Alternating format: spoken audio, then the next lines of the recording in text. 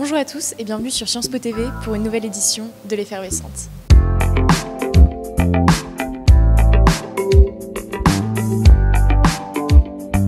Ce mois-ci, l'émission culturelle vous emmène dans deux des plus belles galeries du Marais, puis au Palais de Tokyo et au Louvre, qui restent deux incontournables de la capitale.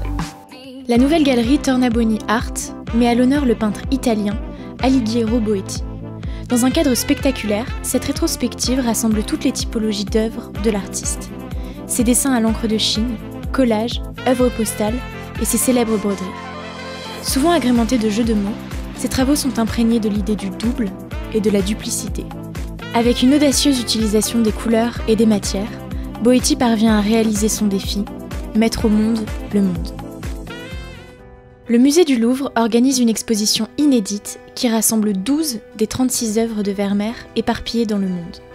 Celle qui s'annonce comme l'exposition de la saison révèle les parallélismes existants entre l'œuvre de Vermeer et celle de ses contemporains du siècle d'or hollandais. Les temps semblent suspendus dans l'humilité rayonnante des personnages et dans la tendresse des actes qu'ils réalisent.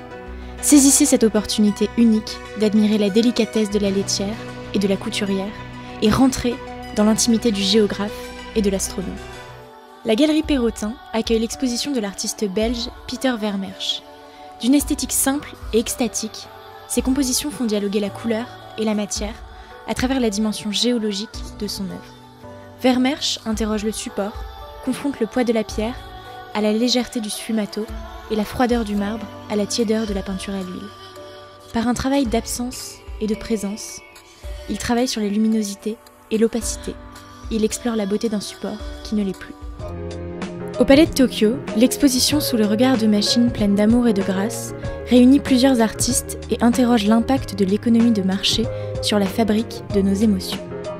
Mika Tajima utilise des données numériques pour sculpter des objets qui réagissent en temps réel aux émotions postées sur Twitter et aux fluctuations du cours de l'or. Marie Lund, dont la pratique est essentiellement sculpturale, en sape les notions classiques pour revisiter la sculpture et la matérialité.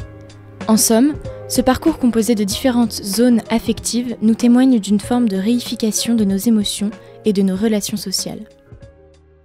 Merci de nous avoir suivis et on se donne rendez-vous le mois prochain pour une nouvelle sélection.